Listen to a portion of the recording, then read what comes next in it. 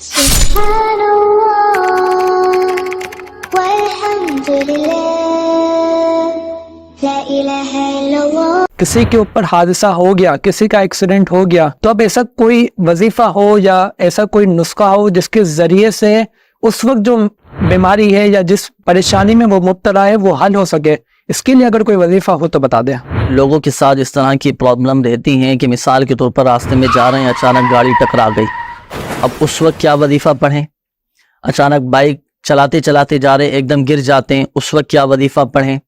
اچانک خود چلتے چلتے جا رہے ہیں، ایک دم اچانک چکر کھا کے گر جاتے ہیں، بعض اوقات ناگہانی آفات آ جاتی ہیں، اچانک سے کوئی مصیبت پہنچ جاتی ہے، کیا وظیفہ پڑھنا چاہیے اس وقت؟ دیکھیں اپنے معمولات میں یہ چیزیں شامل کر لیں، کیونکہ بندہ جب اچانک کوئی مصیبت آتی ہے نا تو بے ساختہ زبان سے نکلتا ہے یا اللہ خیر، یا اللہ رحم فرما، یا اللہ کرم فرما، تو یہ جملے ادا کرنے چاہیے، دعا بھی کرنا چاہیے۔ لیکن ایک ایسا وظیفہ آج میں ناظرین کو عرض کروں کہ مصیبت کے وقت اگر وہ پڑھ لیا جائے نا وظیفہ، اور اتنا مشکل نہیں ہے، چھوٹا سا وظیفہ ہے، یہ وظیفہ پڑھ لیں انشاءاللہ الکریم آپ کی حفاظت بھی رہے گی، اور پھر یہ کہ اللہ تبارک و تعالی اس وظیفے کی برکت سے پریشانی بھی دور فرما دے گا، اور جو نقصان ہوا ہے نا تو اس وظیفے کی برکت سے اللہ تبارک و تعالی اس کا بدل بھی عطا فرما دے گا۔ فرمان مصطفیٰ صلی اللہ تعالی علیہ وآلہ وسلم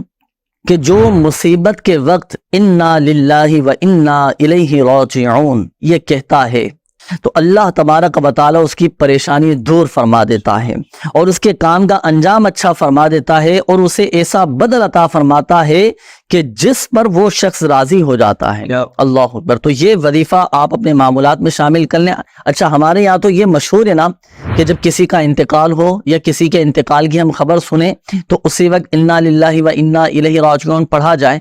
تو یاد رکھیے اس وقت بھی پڑھنا ہے، کیونکہ وہ بھی ایک غم کا وقت ہوتا ہے، ایک پریشانی کی خبر جب سننے کو ملتی ہے یا کسی کے انتقال کی خبر سننے کو ملتی ہے تو اس وقت بھی پڑھنا چاہیے، لیکن ساتھ ساتھ یہ وظیفہ ہر مصیبت کے وقت بھی پڑھا جا سکتا ہے۔ یہ پڑھیں، پریشانی دور ہوگی اور اللہ تبارک و تعالی اس مصیبت کا، اس نقصان کا بدل بھی عطا فرما دے۔